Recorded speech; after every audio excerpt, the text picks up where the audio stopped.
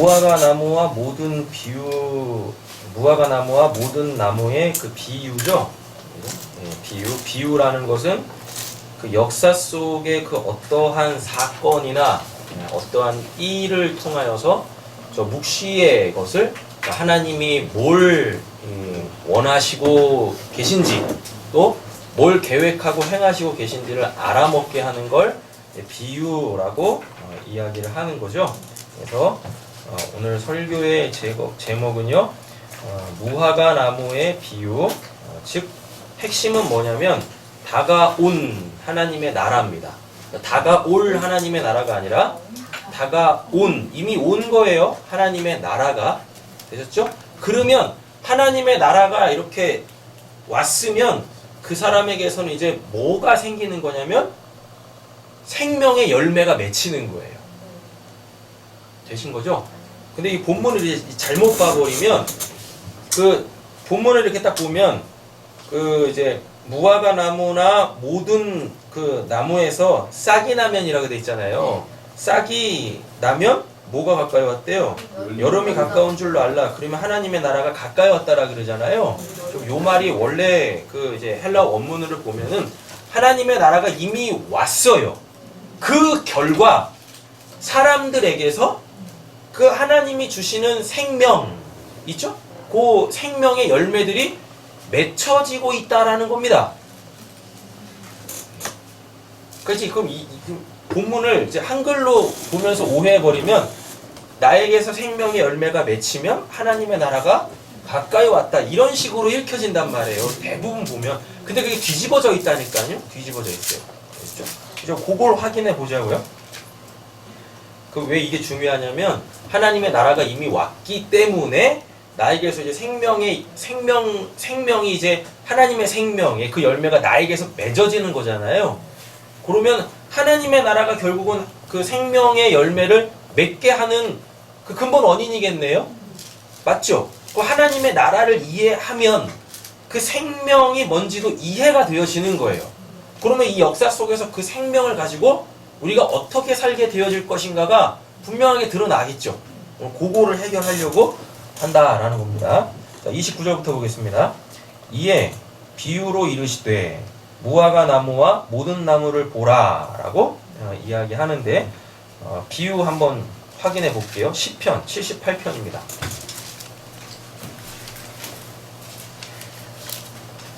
시편 78편 1절에서 3절이요.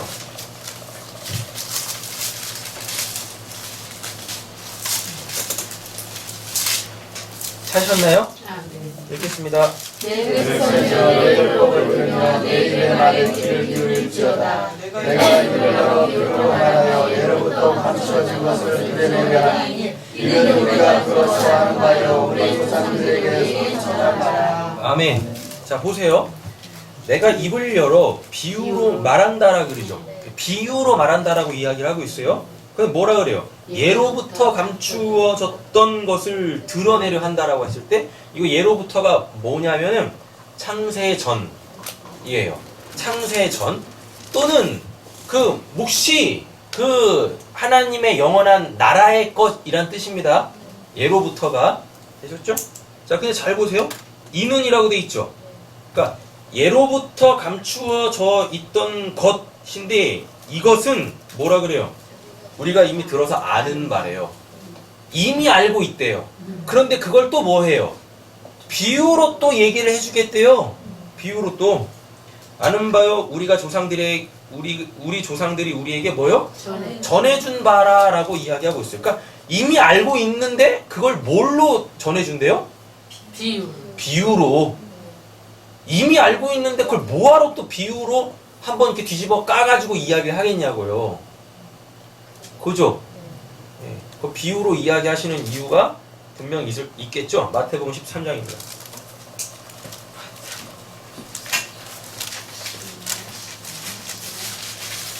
마태복음 13장 10절부터요.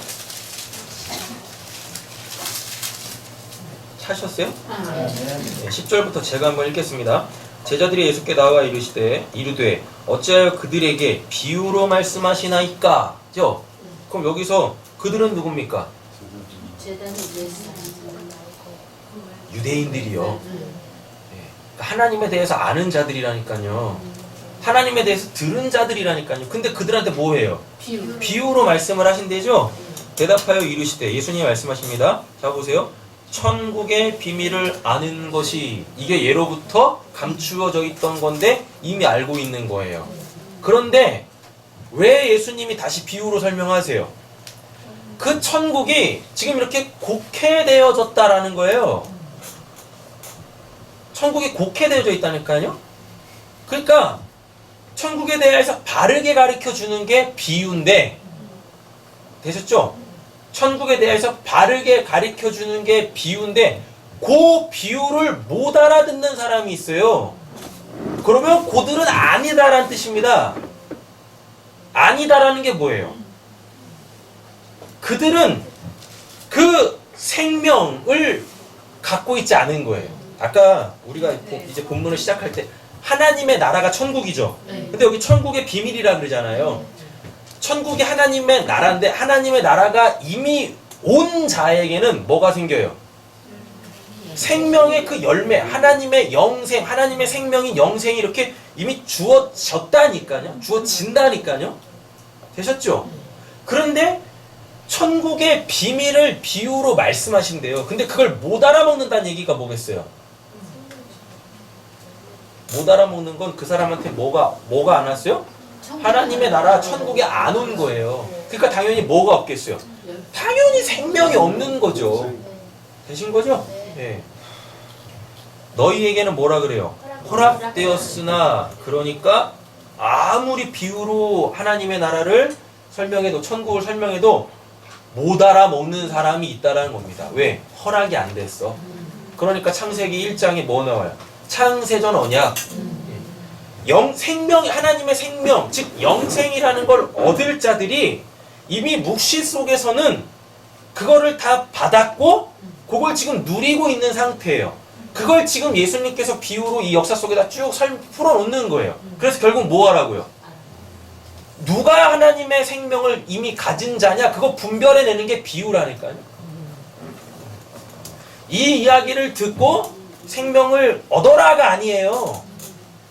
이미 알고 있는 거라니까요. 왜? 그건 창세전부터 이미 하나님께서 그들에게 감추어져 있는 비밀이 아니라 이미 알려져 있는 그 사실로 이미 그들에게 다 주어져 있다니까요. 그러니까 비유로 딱 말했을 때, 아, 그렇죠! 그거죠! 라고 하면 그 사람은 이미 묵시 속에 하나님의 생명을 가지고 그 묵시 속 그 하나님의 나라 천국에서 이미 살고 있는 자들이에요. 그래서 역사 속에서 내가 확인되어지는 거예요. 그거 알아먹고 구원받으라가 아니에요. 내가 구원받은 잔지 아닌지, 나한테 하나님의 생명, 그 영생이 있는지 없는지를 이렇게 역사 속에서 나 자신에게 확인시키는 걸 비유라고 한다니까요. 그러니까 이거 못 알아먹는 사람은요, 뭐예요? 저기 없는 거죠, 묵시 속에. 하나님의 나라에 없는 거라니까요. 그럼 계속 듣다 보면은 될까요?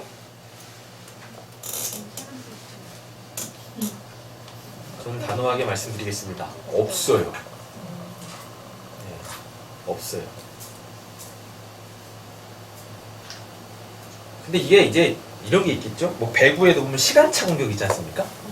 그죠? 네. 그러니까 저 묵시 속에 이미 하나님의 생명을 가지고 하나님 나라 백성으로 살고 있는 자들은 이 역사 속에 언젠가는 확인하겠죠. 그렇지! 그거지! 라고 알아먹겠죠. 그게 시간적 차는 있다란 얘기예요. 그러니까 낭망하지 마세요. 낭망하지 마세요. 그러니까 그 들음의 자리에 있다 보면 결국 다 확인이 되어져요. 그리고 그 들음의 자리, 이 비유의 자리를 내가 있어야지, 내가 있는 게 맞지! 라고 하면 반드시 그분은 되게 되어져 있어요. 어느 날인가 갑자기, 아, 그렇네? 천국도 확 열려지게 되어질 때가 있다라는 겁니다. 네. 그런데 나는 아닌가 봐요. 멀리 멀리 갔더니 지옥 같답니다. 자 볼게요. 12절 무릇 있는 자는 받아 넉넉하게 되되 없는 자는 그 있는 것도 뭐래요? 빼앗기리라. 뭐가 있어요? 이거 지금 천국 비유 이야기하는 거니까 그가 누리고 있었던 그 천국마저도 어떻게 해요? 뺏기네. 그게 맞는 거죠. 왜? 그 사람은 이미 왜곡된 천국을 갖고 있으니까 비유가 선포되어지면 바른 천국이 주어지는 거 아니겠습니까? 맞잖아요. 그러니까 왜곡되어져 있던 천국까지 뺏길 거 아닙니까? 그래서 그 사람이 뭘로 역사 속에서 나타나겠어요? 사탄의 자식으로 나타나겠죠. 맞죠? 예, 그렇게 되는 거예요. 13절 그러므로 내가 그들에게 비유로 말하는 것은 보세요. 그들이 보아도 보지 못하며 들어도 듣지 못하며 깨닫지 못함이니라. 자, 이 말이 뭐냐면 갈라버리는 거예요. 창세전 언약으로.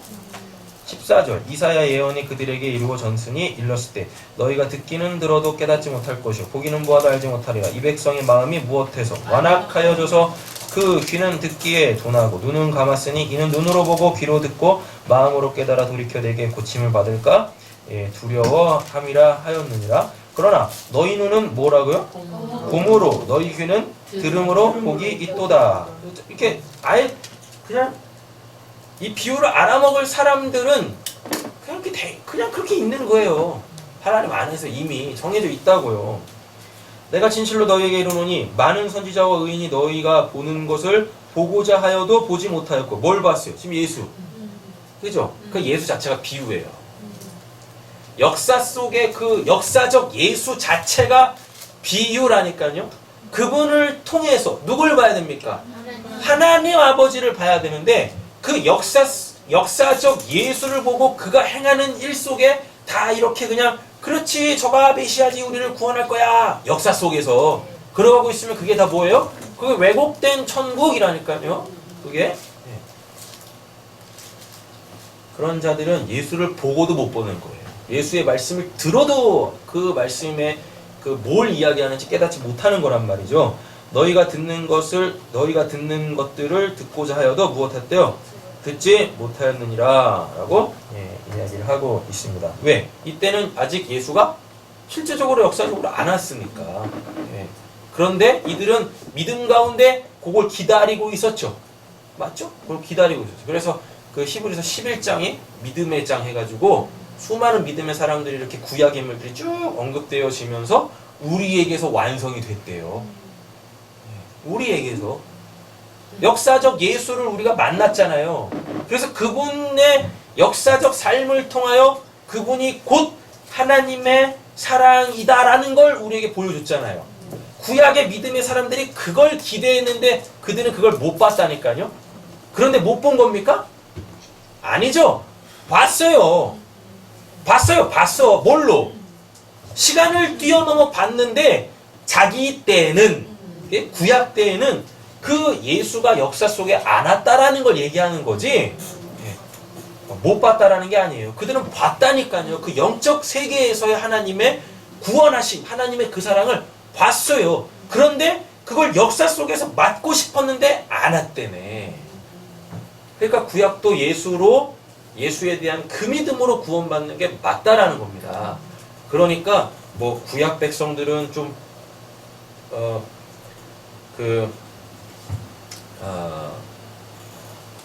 뭐라 그러죠? 좀 유익하지 못했고 우리는 예수가 역사 속에서 온 이유니까 우리가 훨씬 뭐 신앙에 유익하다 이런 거 말도 안 되는 거예요. 그런 거는 그 예수는 믿음으로 바라봐야 되는 거예요. 그래서 그 예수를 통해서 누구를? 하나님 아버지, 하나님 아버지를 봐야죠. 하나님 아버지가 사랑입니다. 그 사랑을 갖는 게 중요하다라는 거죠. 되셨죠? 자, 또 어디로 가시냐면 34절 가보세요. 34, 35 잘 읽겠습니다. 예수께서 이 모든 것을 우리에게 비유로 말씀하시고 비유가 아니면 아무것도 말씀하지 아니하셨으니 왜요? 갈르려고 창세전 언약으로 이는 선지자를 통하여 말씀하신 바 내가 입을 열어 비유로 말하고 창세부터 감추인 것을 드러내리라 함을 이루려 하심이라 라고 이야기하잖아요. 아까 우리 시편 78편에서 봤죠? 이미 알고 있는 거라니까요. 자, 마가복음도 한번 가보세요. 마가복음 4장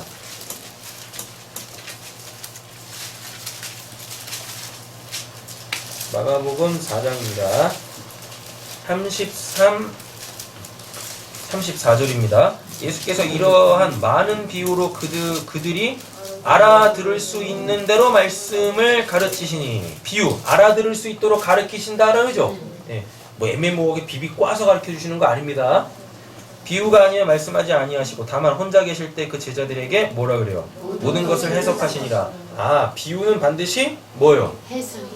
해석이 있어야 되네요. 맞죠? 네. 그런데 그 비유는 알아들을 수 있는 거죠. 그런데 해석이 반드시 있어야 되는 거예요. 요렇게. 네. 되셨어요? 자, 요한복음 16장 가보세요.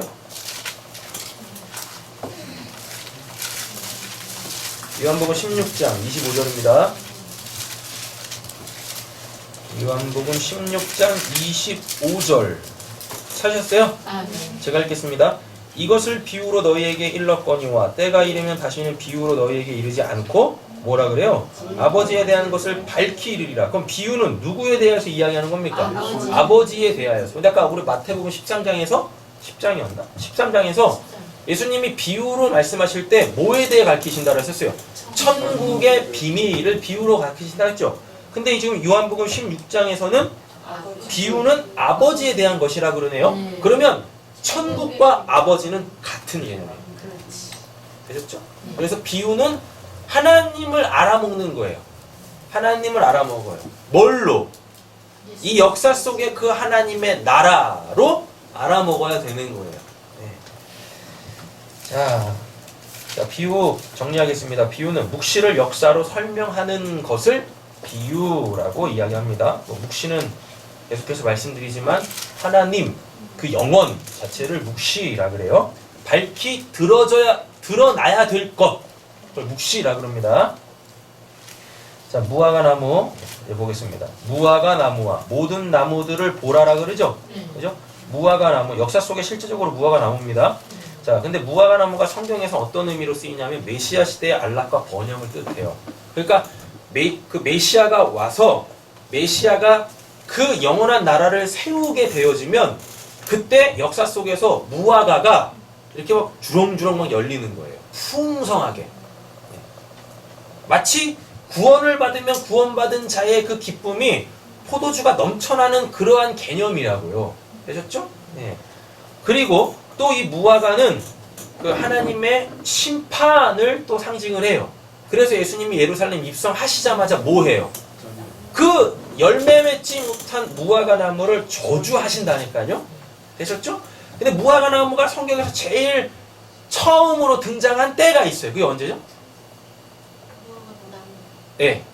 아담과 하와가 못 따먹고 선악과 따먹고 자기들의 그 죄, 수치를 가리기 위하여 율법적 행위, 자신들의 그 의로 자신들의 죄를 덮으려고 했잖아요.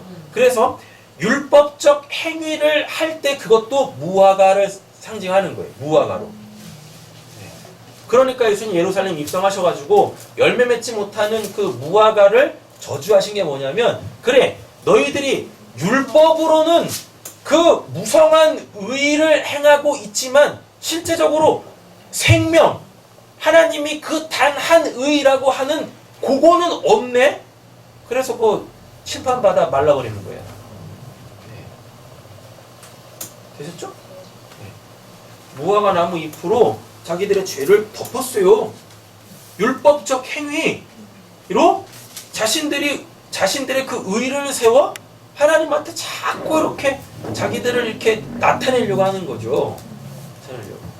그때 쓰는 게 무화과라니까요. 근데 나다나엘이 어디다가 예수님한테 부름을 받습니까? 무화과 나무 아래에서. 그럼 그게 뭘 뜻하는 거겠어요? 율법이 아니라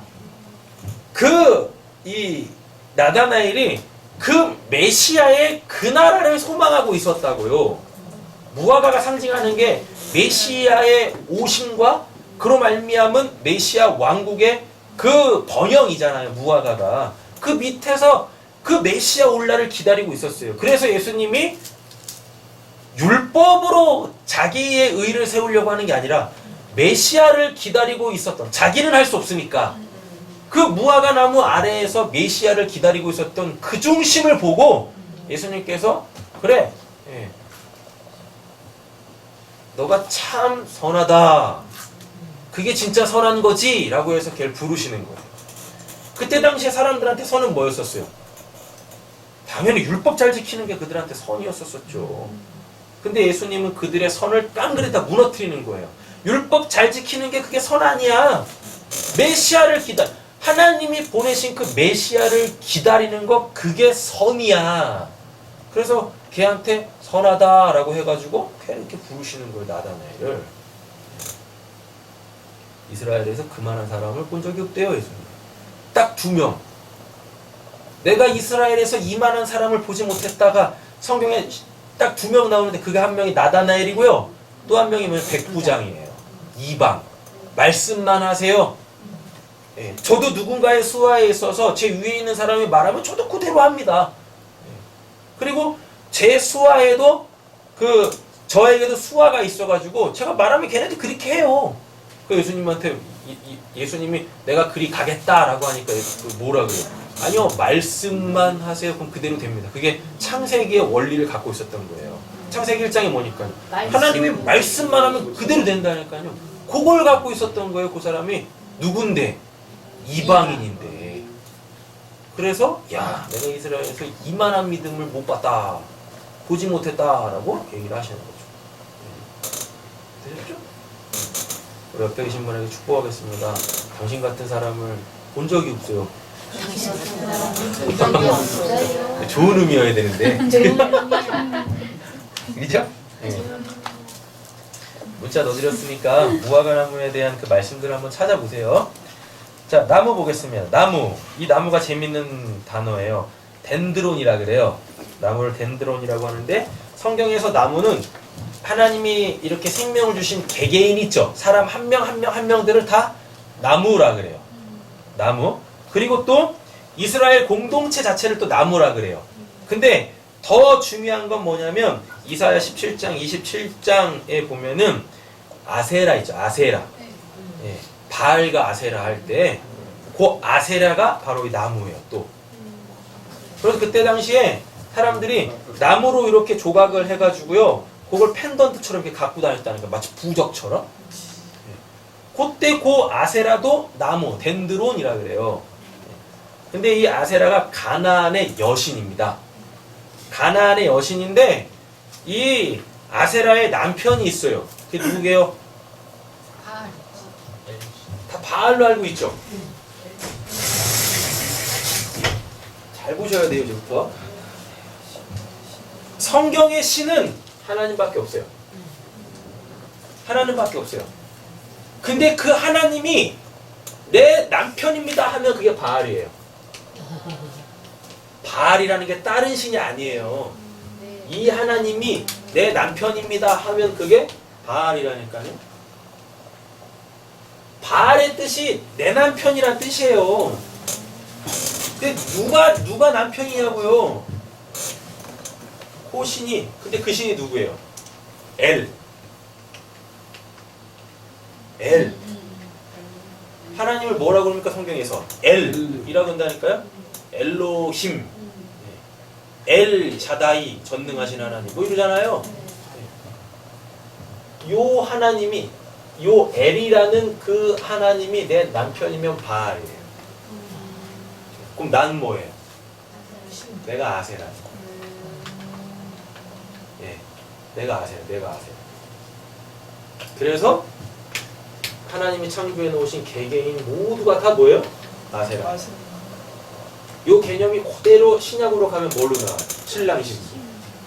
그리스도와 교회와의 관계. 그럼 이 L을 아는 게 중요하겠죠? 요 L이 뭡니까? 이 야훼가 묵시의 그 하나님이십니다. 스스로 계신 자. 근데 그분이 역사 속에 계시되면 그걸 L이라 그래요. 그럼 잘 보세요. 이 L은 그 하나님 아니죠. 우리가 믿어야 될 하나님은 이 L신이 아니라니까요. 왜? 눈에 보인다니까요. 눈에 보여서 이게 내 하나님이다 라고 하는 그 순간 뭐가 돼버려요? 나한테? 우상이 된다니까요. 우상 이렇게? 그걸 엘이라 그래요. 그럼 이 엘이 역사 속에서 어떻게 출현해요? 사람으로, 예수로. 예수를 역사의 내 필요로 쫓아버리면 그게 곧 뭐예요? 바알이라니까요. 바알이라는 어떤 신이 있는 게 아니에요. 신은 하나님밖에 안 계세요. 우리적 개념의 다신이 아니라니까요. 그리고 유일신도 아니에요. 원래 기독교가 유일신도 아니에요. 원래 기독교는 그냥 하나님은 그냥 하나님 신이라고 하는 존재는 하나님 한 분밖에 없어요. 그걸 그냥 뭐 굳이 그냥 뭐 하나님의 어떤 뭐 좋은 길을 뭐 이렇게 뭐 내세우겠다고 그냥 뭐 유일신 뭐 이런 거 막 이야기하고 신관이 여러 개가 있어요. 유일신 다음에 단일 다음에 다신 범신 이런 것들이 이렇게 있다니까요.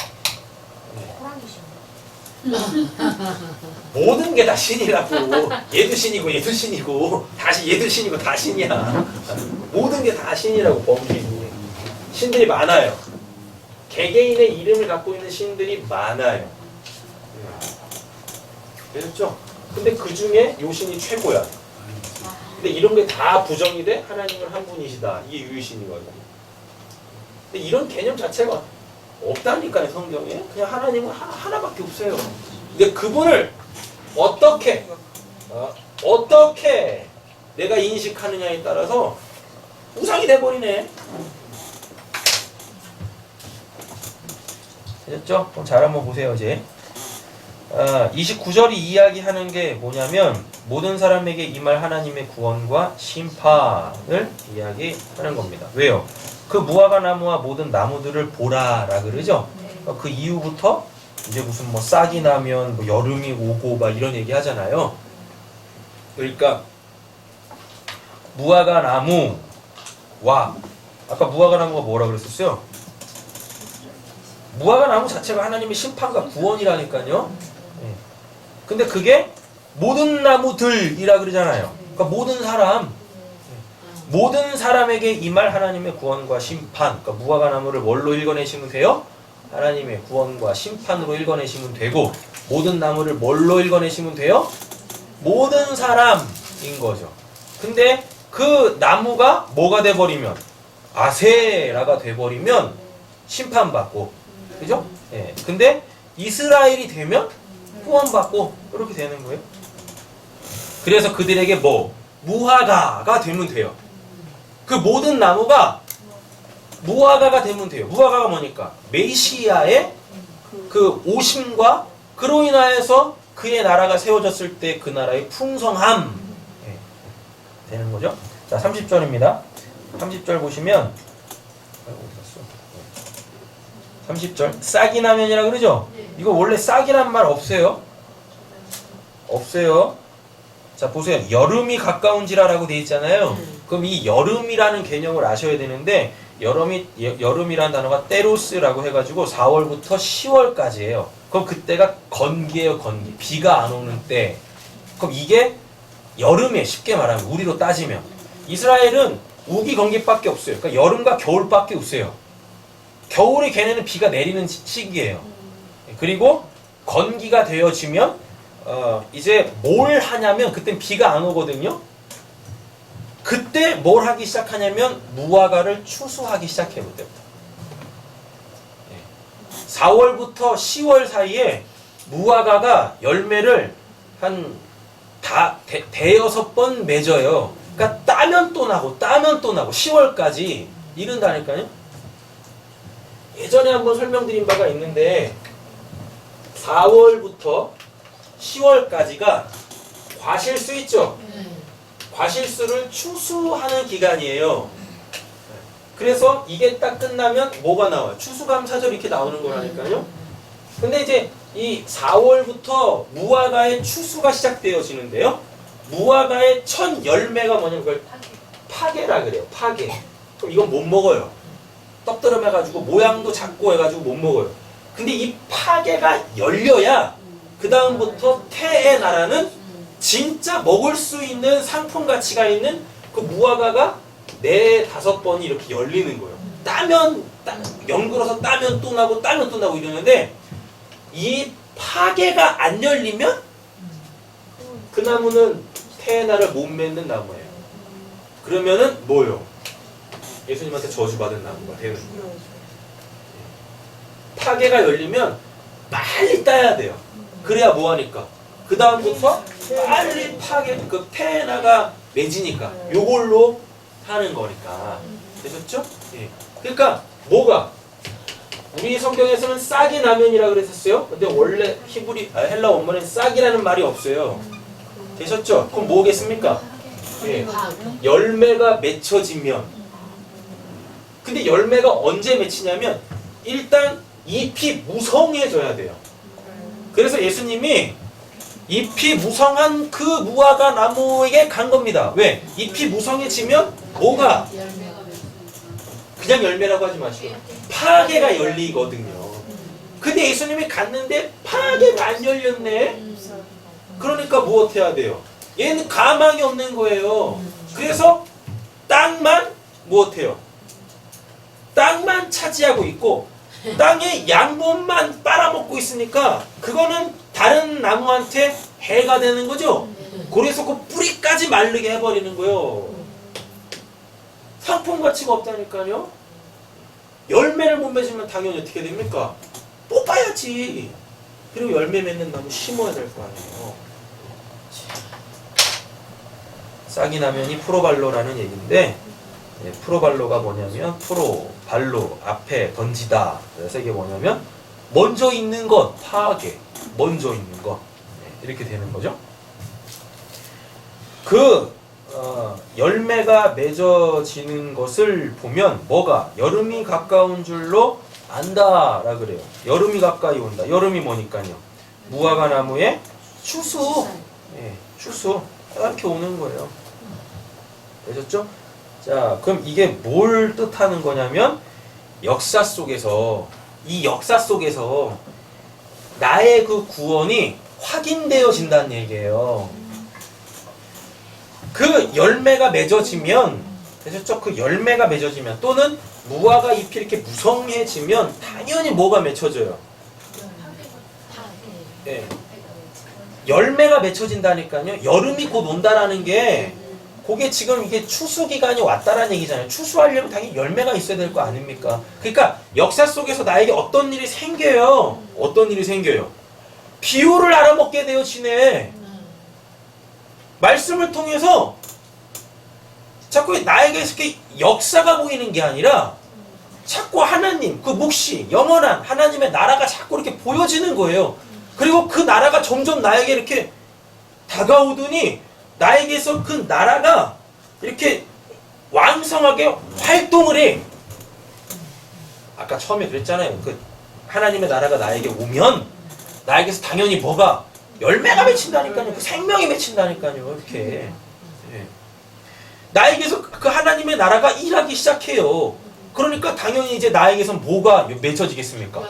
열매가 맺어지겠죠. 그게 우리 사건 속에 있어야 된다는 얘기예요. 근데 중요한 게 있어요. 이게 지금 앞전 본문에 붙어있는 문맥이죠. 앞에 본문이 뭐였었어요? 역사 속에서 우리는 그렇게 역사에 부정당한다라 그랬었죠. 근데 그게 하나님의 나라네. 그러니까 이 역사 속에서 내가 더 강해지고 강대해지고 더 이렇게 인기가 많아지고 이런 게 아니라 점점 더 역사 속에서 내가 초라해지는 거예요. 근데 그게 하나님의 나라가 이미 나한테 온 거라니까요. 그럼 그걸 알아먹어야 돼. 뭘로? 나한테 왜 이러는 거야 하나님. 이게 아니라 그렇죠 하나님 내가 그걸로 사는 거 아니죠. 나 잠깐 역사 속에서 사는 건데 나 영원한 하나님의 나라에 갈 자죠. 그렇죠. 내가 저 영원한 하나님의 나라에 소망 두고 사는 자죠. 그런데 내가 여기서 이렇게 잘 돼버리면 여기서 하루라도 더 살아먹으려고 내가 저 하나님의 나라에 대하여서 이렇게 마음이 등한시 되겠죠? 그거까지 다 알아먹는 거예요. 그러니까 역사 속에서 내가 이렇게 이 초라해지는데도 불구하고 내가 역사에서 계속 부정당하는데도 불구하고 짜증 안 내는 거예요. 불평 안 하는 거예요. 원망 안 하는 거예요. 걱정 안 하는 거예요. 왜? 나에게선 지금 뭐가 맺어지고 있으니까. 그 하나님의 생명이 맺어지고 있으니까 나는 그걸로 사는 자죠. 이렇게 되는 거예요. 그래서 감사하고 기뻐할 수 있게 되어져요. 그런데 그게 실제적으로 역사 속에서는 힘들다라는 겁니다. 그러니까 범사에 기도할 수밖에 없는 거예요. 쉬지 않고 기도할 수밖에 없는 거예요. 하나님의 나라가 묵시 속에서는 진짜 우리가 생각하는 것처럼 그렇게 좋은 나라지만 이 역사 속에서는 그게 내가 원하는 그 좋은 나라 그 모양으로 안 온단 말입니다. 그러니까 쉬지 않고 기도하지 않으면 못 버틴다니까요. 못 버텨요. 뭐 때문에 기도하는 거냐고 도대체 우리는. 뭐 때문에 기도하냐고요. 역사 속에서 잘 되려고 기도하는 거잖아요. 그럼 더 힘들어지는 거예요. 그럼 또 누누이 말씀드리지만 또 이렇게 말씀드리면 또 이걸 또 그냥 고지고대로 들으셔가지고 나 망하나 봐. 아니라니까요. 그게 감당도 안 되는데 하나님 그렇게 일 안 하세요. 어떤 사람한테는 이렇게도 하신다니까요. 세상 거 막 갖다 쏟아부어.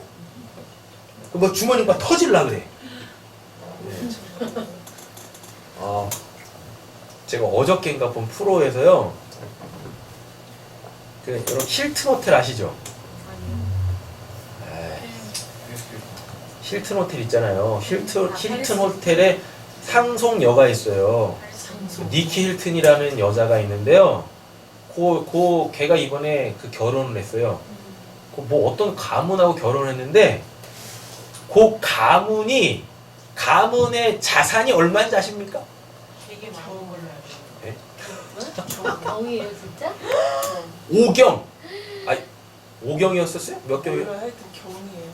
네. 조가 아니고? 저는 그것만 기억해. 한 사람당 500만 원씩 나눠줘도 재산이 남는. 한 가문의 재산이요. 지금 75억이랍니다. 전 세계 인구가 75억인데 이 75억 인구 한 사람 한 사람한테 다 500만 원씩 주면 그게 그 사람이 그 가문이 갖고 있는 재산이에요. 그래도 나눠줘 남는데. 뿌리지 뿌리게 가지고 있어. 미쳤다 나눠줬어요. 무슨 가문이라 그러더라고요. 뭐? 그 가문. 뭐라고? 뭐라 그랬냐 방금? 로스차일드 가문. 네. 걔 뭐 하는 거야? 예, 그 페리스 그 니키 힐튼 그 상속님하고 결혼한 그 아들내미라니까. 로스차일드가. 예. 너무 심한 거 아니야? 나눠줘 뿌리지. 5경. 5경도 넘는다. 5경 넘는. 5경 넘을 거예요. 네. 무슨 경이었어. 뭔 경이었어? 쇼윈도 먹어. 참. 네. 만조라고 따지더라고요. 아, 네. 만조 그 다음 거.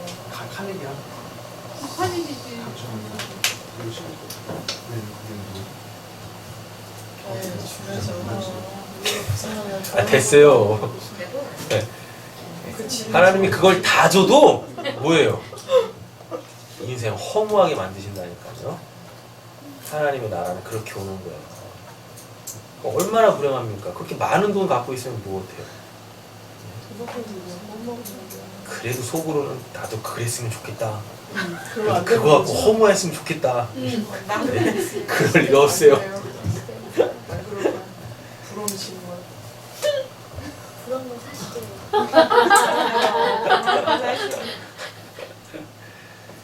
안 부럽지. 영국이 나라를 세우려고 하는데 나라를 세우려면 뭐 얼마가 필요했더라 그러더라? 500만 파운드? 뭐 하여튼 뭐 그 정도가 필요했대요. 근데 그러면 그 돈이 필요할 거 아닙니까? 그랬더니 뭐라고 하냐면 그 노스차일드 가문에 가가지고 400만 파운드 빌려갖고 나라를 세우라 그랬대요. 한 가문이 나라를 세워. 참네. 그게 니무롯 아니에요? 그게? 맞죠? 님으로 유명한 자, 용사, 하나님 앞에 용사더라. 남부러울 게 없어요. 근데 그럼 뭐 할 거예요? 그 안에 뭐가 없는데? 하나님의 생명이 생명이 없어요. 꽝인 거죠. 그러니까 솔직히 그만큼 큰 자산을 갖고 있는데 그 사람이 평생에 얼마 쓰고 죽을 것 같으십니까? 얼마 쓰고 죽으실 것 같으세요?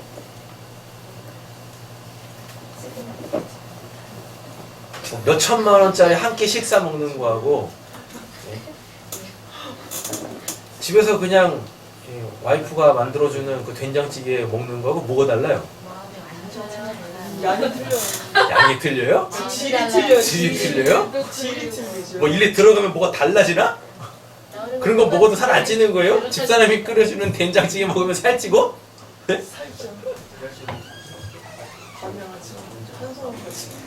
자, 보겠습니다. 우리가 계속해서 말씀을 듣는 이유는 이 말씀 듣고 구원받으세요가 아니에요. 이 말씀을 듣고 내가 하나님 나라 백성 맞네? 그걸 확인해 가시는 거예요. 그걸. 내가 하나님의 나라 백성 맞으면 이 사단의 나라가 보이겠죠. 왜 사탄의 나라가 안 보이냐면요. 내가 하나님의 나라 백성이 아니니까 사탄의 백성이니까요. 그냥 안 보이는 거라니까요. 그 실체를. 그래서 내가 말씀을 통하여 내가 하나님의 백성 맞네. 하나님 나라의 백성 맞네가 되어지면 그때부터 뭐가 보이겠어요? 이 세상이라는 사탄의 나라가 보일 거 아닙니까? 그럼 당연히 난 하나님의 백성이니까 사탄의 그 삶의 원리를 안 살겠죠? 맞죠? 예. 정말 그거 얘기하는 거예요. 그걸 생명을 가졌다라고 하는 거예요. 죽지 않고 영원히 사는 걸 영생이라고 하는 게 아니란 말입니다. 하나님의 나라의 삶의 원리로 살 때 그걸 생명을 가졌다라고 얘기하는 거예요. 31절입니다. 이와 같이 너희가 이런 일이 일어나는 것을 보고도 하나님의 나라가 가까이 온 줄로 알라라고 돼 있죠? 그죠? 자, 이거 그냥 헬라 원문 그대로 얘기할게요.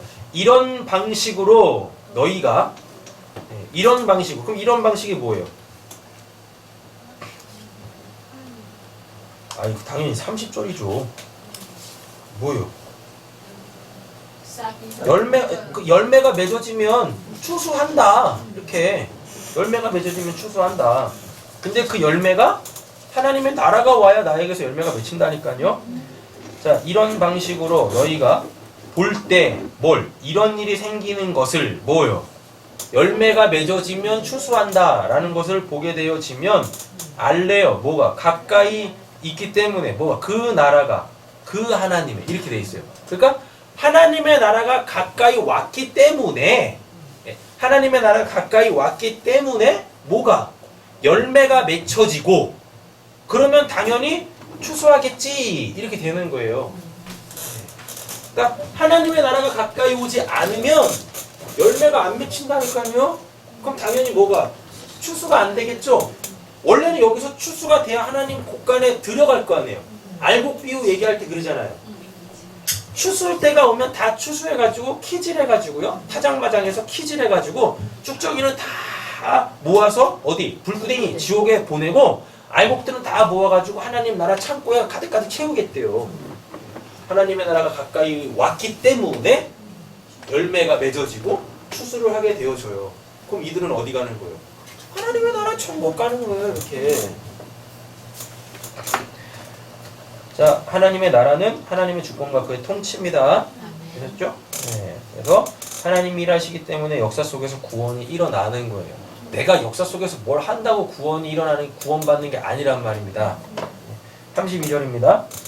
32절에 내가 진실로라 그러죠? 이 진실로가 우리가 기도할 때 쓰는 아멘이에요. 아멘. 아멘의 뜻이 뭐냐면 진짜야 이게. 그러니까 예수님이 이러는 거예요. 내가 진짜 이야기해 줄게. 진짜를 이야기해 줄게. 이렇게. 그럼 비유의 해석이 되겠죠. 아까 그랬잖아요. 알아들을 수 있게 이야기하고 그걸 해석해 준다고요. 자, 이제부터 내가 하는 이야기 잘 들어라. 이게 진짜다. 이게 해석이다. 이 비유의 해석이다. 라고 얘기하는 겁니다. 자, 보세요. 너희에게 뭐가 지나간대요. 뭐가? 이 역사가. 이 역사가 근데 우리 성경에서는 이거를 세대라고 번역을 했는데요. 세대가 뭐냐면 이게 세대라는 게 이게 하나님이 창조해 놓으신 피조 세계. 근데 이 피조 세계는 시작이 있고 끝이 있죠. 그럼 이 피조 세계의 시작과 끝을 성경에서 우리 성경에서 지금 세대라고 했어요. 그럼 우리는 이거 이제 알아먹기 쉽게 뭘로 바꾸시면 돼요? 역사. 이렇게 이해하시면 됩니다. 그렇죠? 그러니까 이 역사가 지나가기 전까지 여기서 지나간다라는 말이 요게 끝나다예요. 그러니까 이 피조 세계 속에 지금 내가 살고 있죠. 맞죠? 그럼 이 피조 세계 속에 살고 있는 나의 인생이 끝나기 전에 이 일들이 일어난대요. 이 일들이 일어난대요. 뭐가? 이 일은 뭐니까? 하나님의 심판과 구원이 다 행해진대요. 다 이루어진대요. 그러니까 저 창세전에 저 묵시에 이미 하나님께서 계획해 놓으신 그 구원 계획들, 개개인들에게 갖고 있는 그 구원의 계획들은 내 인생이 끝나기 전 어떻게 해요? 다 이루어지게 되어져 있어요. 하나님은 실수하지 아니하십니다. 하나님은 실패도 안 하세요. 되셨죠? 네. 걱정하지 마세요. 제발 우리 교회 성도님들은요 구원에 연연해 하지 마세요. 뭔 말만 하면 나 구원 받았나? 제발 이러지 마시라고요. 내가 걱정한다고 구원 받고 안 받고 그게 아니란 말입니다. 내 인생 끝나기 전에 내 구원은 하나님에 의하여서 완료가 돼요.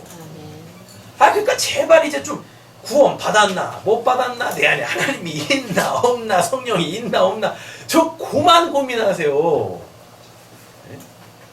말씀을 듣는 이유는 내가 구원받은 자 맞지 이거 확인하라고 말씀드리는 거지 언제까지 난 구원 받았나 못 받았나. 그리고 누가 옆에서 구원받은 거 맞아 그러면 또 안도하고 또 그러다 또 말씀 들으면 또 이거 아닌 것 같은데 그러면 또 막 또 불안해했다가 또 애써 또 사람들한테 막 물어봐. 나 구원받은 거 맞아? 맞아? 그리고 또 옆에 있는 분은 또 뭐 또 위로한답시고 또 뭐 해요? 구원받은 거 맞아? 또 이러고 또 뭐냐고요 그게.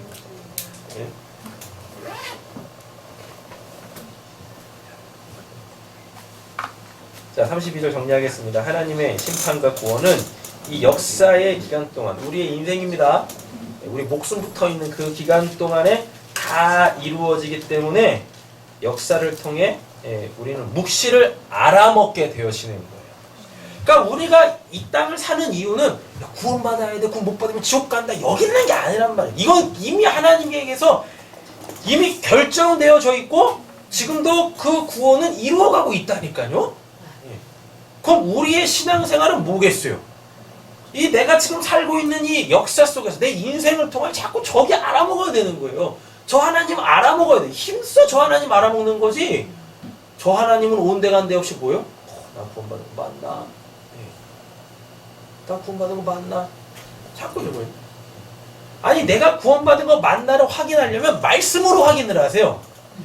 되도 않는 이 역사 속에서 내가 이 역사 속에 행하고 있는 내 행위에 근거를 두지 마시고 어디 성경에 하나님의 구원이 내 행위에 있습니까? 하나님의 은혜에 있지. 근데 이게 보면은 기껏 말씀을 전해놓으면은 다 어디로 가냐면 다 내 행위로 가 있어. 내가 지금 똑바로 살고 있나 못 살. 그게 뭔 관심이 있어요. 똑바로 살던 못 살던 하나님은 내가 똑바로 살고 있다 안 살고 있다 거기서 나를 건져내시려고 한다니까요. 그 선악구조 세계 속에서 그 율법적 세계관 속에서 나 끄집어내려고 하고 있는데 말씀을 들으시고 그 영의 말씀을 들으시고 다 뭘로 마무리 져요? 육으로 다 마무리 짓고 있는데 사도 바울이 답답해가지고 그런 거예요. 아니 영으로 시작해서 다 육으로 끝낼래? 이러고 하고 있다니까요. 그 말씀을 들으시고 제발 나를 돌아보는 건 좋아요. 우리는 날마다 나의 지난 과거를 통하여서 하나님의 은혜로 나아가야 되는데 아니 나를 말씀을 들으시고 다 나를 돌아보는데 다 그 과거에 매여. 그래가지고 내 행위를 근거로 내가 구원 받았나 못 받았나 다 이러고 있어. 거기가 사단 소굴이란 말이에요. 사단한테 속고 있다라는 겁니다. 그러니까 교회 문을 열고 예배 끝나고 설교를 다 들으시고 나갈 때는 어떻게 나가셔야 되는 거예요? 그렇지! 내가 내 또 인생 속에서 또 하나님의 일하심을 또 내가 경험해야지. 네. 하나님 또 허무시고 깨뜨시고 뽑아버리십시오. 그리고 하나님의 나라를 세우십시오. 이렇게 가야 되는데 네. 이거 뭐 근심 한 보따리, 염려 한 보따리 그러고 가시네. 33절입니다. 네. 뭐라고 그러냐면 그 하늘과 그 땅은 지나간대. 그래서 그 하늘과 그 땅은 하나님이 창조해 놓으신 우리가 지금 눈으로 보고 있는 이 하늘, 우리가 지금 발 딛고 사는 이 땅, 이거는 어떻게 된대요? 지나간대요. 끝난대요. 이거는 우리 어차피 이 역사 속에서 우리 한 번은 죽을 거 아닙니까? 육신적 그 죽음 간다니까요. 예. 그런데 뭐가요? 그러나 나의 말은 지나가지 않는다. 나의 말은 끝나지 않는다라는 거예요. 잘 보세요. 하나님께서 이 하늘과 땅 뭘로 만드셨어요? 말씀으로 만드셨죠. 그래서 잘 보세요. 이 땅과 이 하늘이 없어진다고 하나님의 말씀이 없어지는 게 아니에요. 그러니까 내 인생은 끝나도 뭐? 그 하나님의 말씀은 있다니까. 그럼 하나님의 말씀이 뭐니까? 옆에 계시면 축복을 마치겠습니다. 너 살았다. 예. 또 살았다. 예. 또요? 그걸 또 풀어서 설명할게요. 당신 하나님의 백성입니다. 예. 그건 남는 거예요. 나는 죽어도, 역사 속에서 나는 죽어도 그 하나님의 말씀은 끝나는 게 아니에요. 사라지는 게 아니라니까요. 그래서 그 말씀으로 내가 뭐요? 고린도서 15장 생명의 부활로 나오는 거예요. 우리가 거기다 소망둬야 되는 거예요. 뭐 하나만 없으면, 뭐만 잘못되면 고통받는 이 썩을 이 몸 빨리 벗고 그런 거에 전혀 개의치 않는, 영향을 받지 않는 예수가 부활했을 때 그 몸, 그 신령한 몸, 진짜 하나님의 생명을 담아내는 그 그릇으로서의 그 몸, 그 몸 하나님 제가 그 몸 갖길 원해요. 하나님 불러주시면 언제든지 갑니다. 근데 하나님 더 알아먹으라고 하면 제가 이 역사 속에서 그 하나님 알아먹는데 더욱더 힘쓸게요. 제발 구원을 받아야지라는 거기에 매여 살지 마세요. 그건 이미 저 묵시 속에서 이미 완료가 돼 있어요. 그거 알아먹으라고 지금 우리가 이 역사 속에서 사는 거예요. 그래서 자꾸만 하나님이 우리 사랑하는 성도님들의 삶 속에 이렇게 침노에 들어오시는 겁니다. 제발 철벽방어 좀 하지 마세요. 그 믿음의 방패로 하나님께서 내 삶 속에 들어오려고 하는데 믿음의 방패로 다 쳐내. 이렇게. 하나님 그건 하나님의 나라가 아니죠. 그건 하나님의 은혜가 아니죠. 다 쳐내고 믿음의 방패로. 그 믿음의 방패 도대체 뭐예요? 네? 마음 활짝 열고 말씀을 들으셨으면 마음 활짝 열고 하나님 마음껏 일하세요. 일이 됐든 저리 됐든 제가 하나님만 알아먹을 수 있고 그 하나님의 생명의 풍성함을 누릴 수 있다라면 하나님 마음껏 일하세요. 마음껏 일하세요. 일이 뒤집든 저리 뒤집든 일이 굴리든 저리 굴리든 여기 세우든 저기 세우든 하나님 마음껏 일하세요. 기도하겠습니다.